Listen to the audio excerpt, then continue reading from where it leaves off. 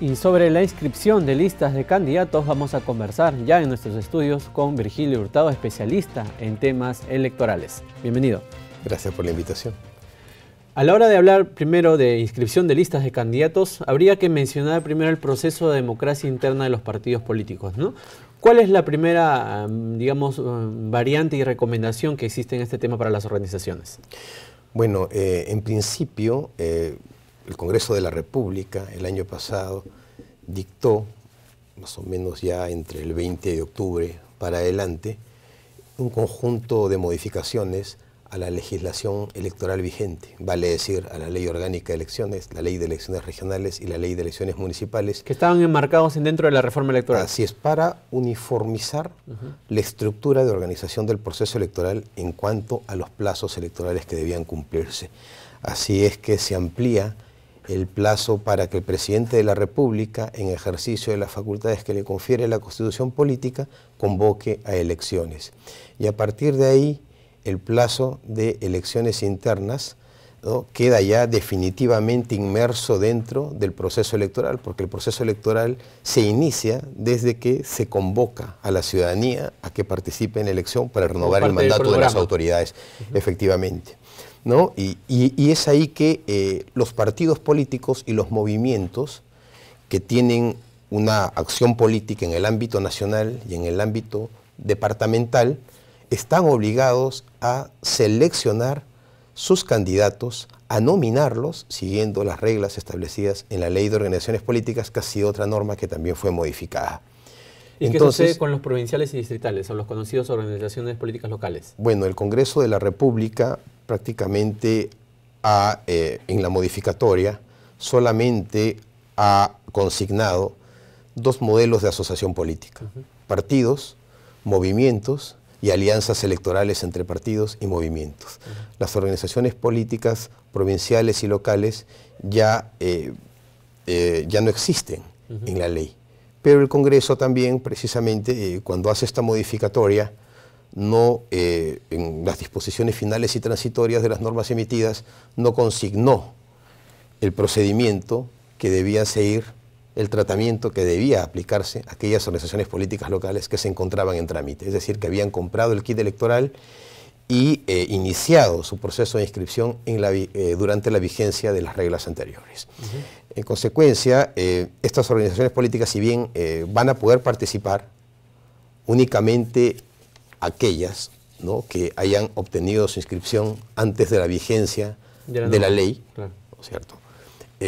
Si bien no están obligadas a celebrar, a llevar a cabo proceso de democracia interna para la nominación de sus candidatos, sí se rigen por las demás disposiciones que la norma establece en cuanto a las formalidades para presentar las candidaturas ante los jurados electorales especiales. En este proceso, ¿son las organizaciones políticas, digamos, el primer responsable del filtro de sus candidatos o los precandidatos? Son los responsables, efectivamente, de las candidaturas que ellos presentan a la ciudadanía, porque de acuerdo a la normativa, las organizaciones políticas son las únicas encargadas de presentar candidatos. Ya no vivimos un contexto anterior a las reformas del año 1962, ¿no?, en donde se permitían las candidaturas individuales.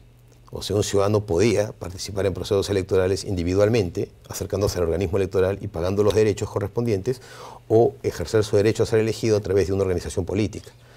Ahora, bajo este marco normativo, son las organizaciones políticas las únicas autorizadas a presentar listas de candidatos.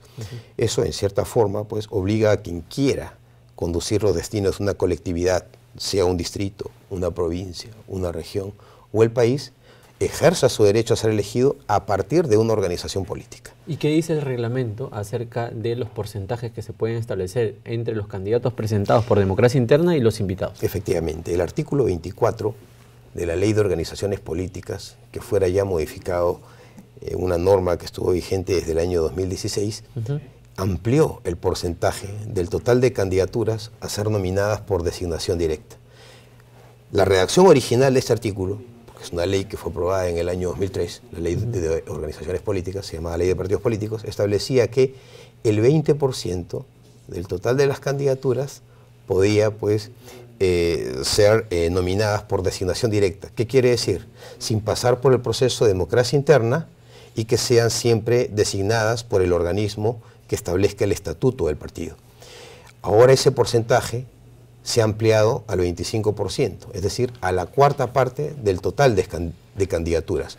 Pero es algo opcional, está condicionado a que en el estatuto partidario se prevea que el partido pueda recurrir a ese modo de nominación de candidatos y que se establezca cuál es el órgano que estatutariamente tiene esta responsabilidad o esta atribución. De manera que si alguna organización política omitió reglamentar esto, instrumentalizarlo en el estatuto, pues no va a poder ejercer esa facultad, porque la ley así lo establece. Y claro, este porcentaje de candidaturas que son designadas, quienes se han designado, mejor dicho, tienen que cumplir con las mismas exigencias o requisitos que la ley establece para los que se someten a un proceso de democracia interna. Dentro de la reforma electoral había la propuesta, que estaba dentro del Código Electoral, de que el sistema electoral, vale la participación de Jurado, OMPE y RENIEC, tengan una selección obligatoria en la democracia interna de los partidos políticos y no facultativa. Esto no se llegó obviamente a concretar, pero ¿cuál es su parecer desde su punto de vista? Yo entiendo que es un proceso y he seguido muy de cerca el debate, ¿no? Bueno, siempre hay bienes jurídicos que tienen que ponderarse al momento de las definiciones y de los mecanismos y métodos que se van a emplear. Yo estoy totalmente de acuerdo en que la participación de los organismos electorales sea obligatoria. Pero dentro de ese marco hay que ponderar si es que son los propios partidos los que en el ejercicio de su autonomía, como personas jurídicas de derecho privado, llevan a cabo, organizan la elección, o si es que esa función la ceden a los organismos del Estado. Aún así, pienso que el Congreso, en una posterior coyuntura, debe de discutir el tema de la obligatoriedad de la participación de los organismos electorales, porque ahora sigue siendo facultativa, con algunos incentivos, pero que no contribuye a uniformizar todos los procesos de democracia interna. Siguen siendo muy disímiles porque la propia ley permite diversos métodos, ¿no? Elecciones internas abiertas, cerradas. Digamos que hay mucha autonomía a través de delegaturas. De las organizaciones políticas en ese sentido, ¿no? Bueno, hay autonomía, pero también lo que se necesita es de que existan mecanismos de control que garanticen que lo que la ley impone sea cumplido, ¿no? Y en eso sí, el rol de los organismos electorales, sobre todo el del Jurado Nacional de Elecciones, que constitucionalmente tiene la facultad de hacer cumplir las normas en materia de partidos políticos y las normas electorales, pues va a tener mucho trabajo por hacer, ¿no? Y también creo yo que es muy importante que haya una mayor cercanía entre esta función que tiene el Jurado Nacional de Elecciones, la OMPE y RENIEC, respecto a los partidos políticos, porque pueden aportar muchísimo, ¿no? RENIEC desde sus facultades puede aportar a que los partidos en las elecciones internas tengan un padrón electoral mucho más fidedigno. OMPE, con el expertise que tiene en la elaboración de los materiales electorales, en la organización misma del sufragio también, y que duda cabe el Jurado Nacional de Elecciones, que puede perfectamente, ¿no? Participar como una instancia máxima dentro de las controversias. Por supuesto. Además, la Constitución ni la normativa impide que las controversias que emerjan en el ámbito de la elección interna puedan ser recurribles al Jurado Nacional de Elecciones. La facultad constitucional la tiene y perfectamente podría ejercerla en caso de que existan estos contenciosos electorales, ¿no? Al interior de estos procesos de democracia interna. ¿Cuál de los cambios que se han sugerido dentro de la normativa son los más sustantivos para recalcar y que las organizaciones políticas deben tener en cuenta para poder hacer la inscripción de sus listas? Bueno, uno de los más sustantivos es definitivamente ampliar las fuentes prohibidas de financiamiento público, del financiamiento privado de las organizaciones políticas, ¿no?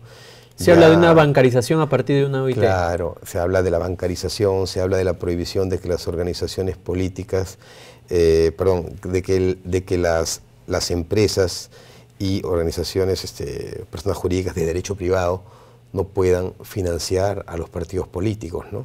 Y eso, pues, precisamente es un supuesto de prohibición que se incluye en la norma a partir del caso Odebrecht, ¿no? El otro tema es la bancarización, como bien lo has dicho, que todo aporte a partir de una unidad impositiva tributaria hacia arriba, superior a la unidad impositiva tributaria, sea necesariamente canalizado a través de las cuentas bancarias que el partido pueda abrir a través de su tesorero.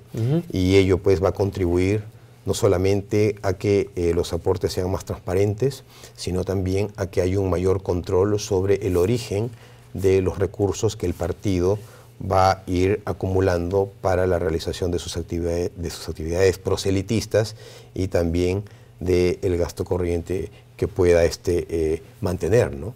Es parte de los mecanismos de control y creo que desde esa perspectiva es saludable la inclusión de estas modificaciones en la legislación electoral. Culminada la democracia interna de los partidos políticos, ¿cuál es el siguiente paso que deben tener en cuenta, tanto sea el Tribunal Electoral de las organizaciones o también el mismo CEN de los partidos?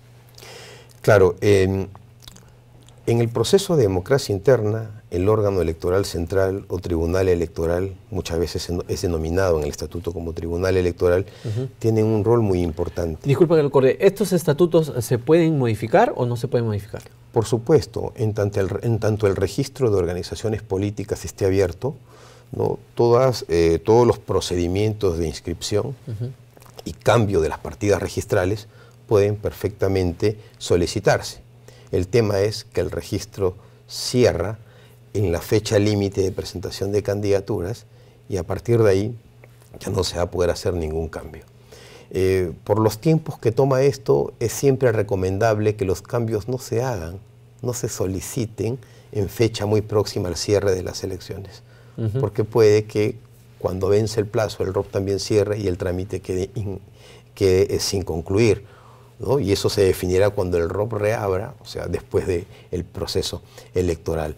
Los CEN de los partidos tienen facultades en los estatutos partidarios, ¿no? En algunos casos tienen facultades normativas y son los que aprueban, por ejemplo, el reglamento electoral del partido. Las reglas de cómo se van a proceder a las reglas, ¿no? En otros estatutos esas reglas se las dejan al tribunal electoral, ¿no?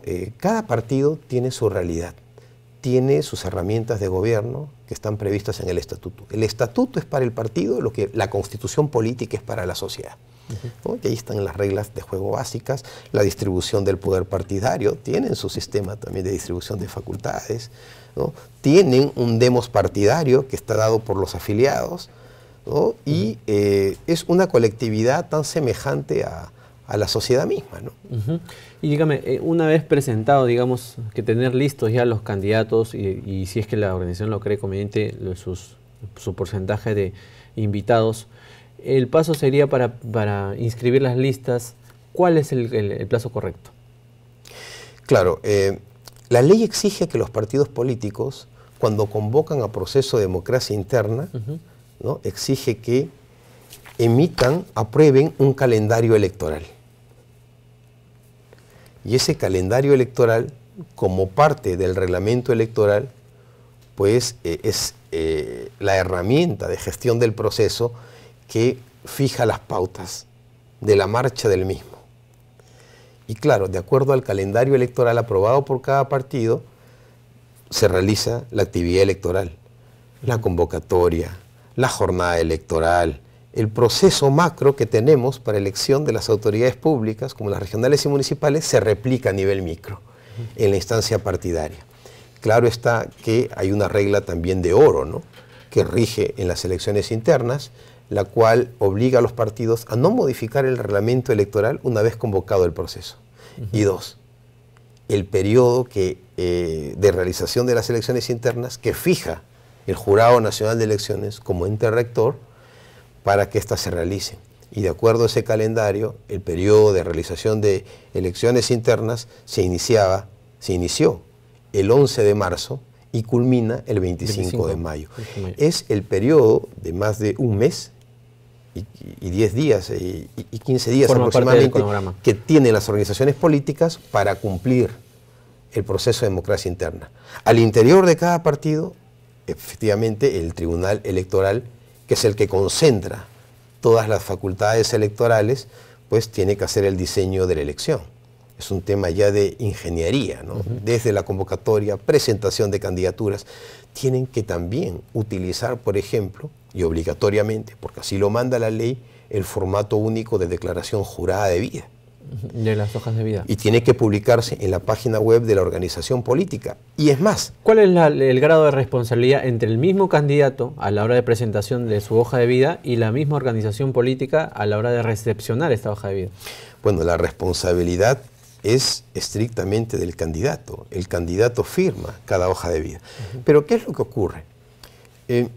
Hay un formato único de declaración jurada de vida, pero también hay un sistema que es Declara, una plataforma dispuesta por el Jurado Nacional de Elecciones para las Organizaciones Políticas, que sustituye al extinto PKOE, para que a través de esta plataforma pueda canalizar diferente información de los candidatos. Efectivamente, puedan, al momento de que ingresen la solicitud de inscripción de candidaturas, porque se hace por esta vía, ¿no? Ingresen también los datos de las declaraciones juradas de vida, ¿no? De los candidatos, se ingrese el plan de gobierno, ¿no? Y es una plataforma muy importante porque también contribuye a que los partidos políticos puedan tomar sus previsiones de manera oportuna, porque este sistema también te advierte si es que hay alguna inconsistencia en la lista o el incumplimiento de alguna obligación las cuotas electorales, por ejemplo. Por ejemplo, detecta temas de domicilio, porque en esa base de datos está incluida, ¿no? Los datos de identificación del ciudadano, del DNI, está también incluida los porcentajes de cuotas, ¿no? Y claro, ayuda a ordenar. La responsabilidad del candidato está en que la información que vierte en la declaración jurada, por eso es una declaración jurada, ¿no? Sea fidedigna. Claro. La cual posteriormente puede estar sujeto a objeción, y no solamente a objeción, sino a temas legales, ¿no? Lo importante es que el partido político, ¿en qué se hace responsable? Es el filtro previo.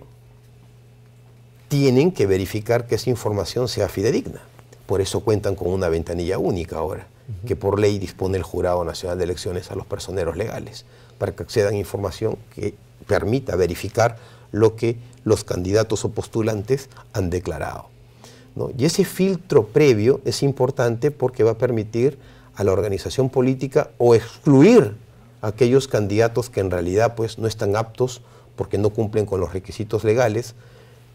Puede ser que, por ejemplo, tengan una sentencia condenatoria vigente claro, que conlleva la suspensión del ejercicio de los derechos inherentes a la ciudadanía, o sea, no pueden ser candidatos, en consecuencia, inclusive toma la previsión. Inclusive puede también la organización política ver si es que un candidato está en un proceso y de repente cuando sale electo puede hacer que salga la sentencia y también lo ayuda a poder verificar ese tema. Puede identificar que ese candidato pertenezca a otra organización política también.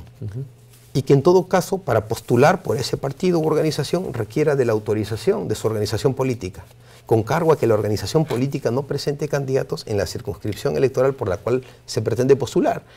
Entonces, hay una gran responsabilidad en los partidos políticos en presentar a la ciudadanía candidatos que sean elegibles. Quiere decir que cumplan con los requisitos de ley, que sean honestos, sin perjuicio de, inclusive, algunos partidos tienen comités de ética y de calificación. Esa responsabilidad que usted menciona, las organizaciones políticas, ¿usted cree que apoyaría en la gobernabilidad y no solamente también en digamos, la carga jurisdiccional de los sistemas electorales? Por supuesto.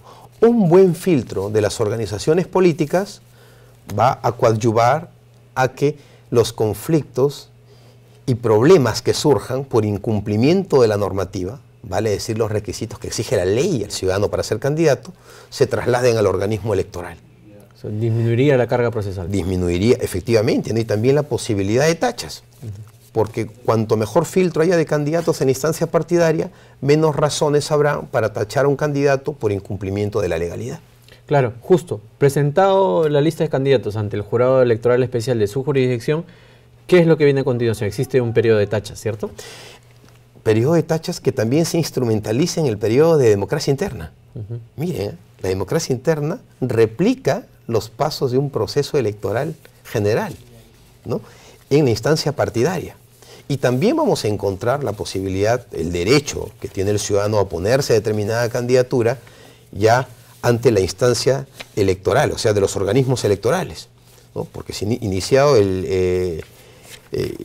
vencido el plazo de presentación de candidaturas, ya los jurados electorales especiales comienzan la calificación que les corresponde al jurado en el ejercicio de la fiscalización del proceso electoral.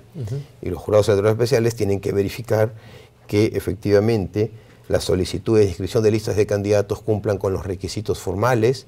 Ahora los formalismos, pues, bueno, si bien se han aplicado en elecciones anteriores, son mucho más claros, mucho más concretos, ¿no?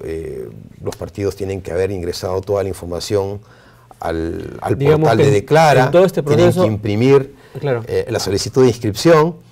Si bien eso facilita, también es parte de las formalidades que te exige el jurado electoral especial y el reglamento de inscripción de candidatos, tanto para autoridades municipales como regionales. Hay una gran responsabilidad de las organizaciones políticas entonces en todo este marco de este proceso. Definitivamente, son los responsables de los candidatos que presentan. Pero ojo, hay que distinguir también el tipo de responsabilidad, porque hay responsabilidades que luego surgen en el ámbito de la campaña y en donde sí, por una cuestión de principios en el derecho sancionador, pues las responsabilidades tienen que individualizarse, ¿no? Para sancionar a los candidatos o a los partidos. Estimado doctor Vigilio Hurtado, le agradecemos mucho su participación aquí en JN Noticias y gracias por aclararnos muchos temas con respecto a la normativa electoral. Gracias a ustedes.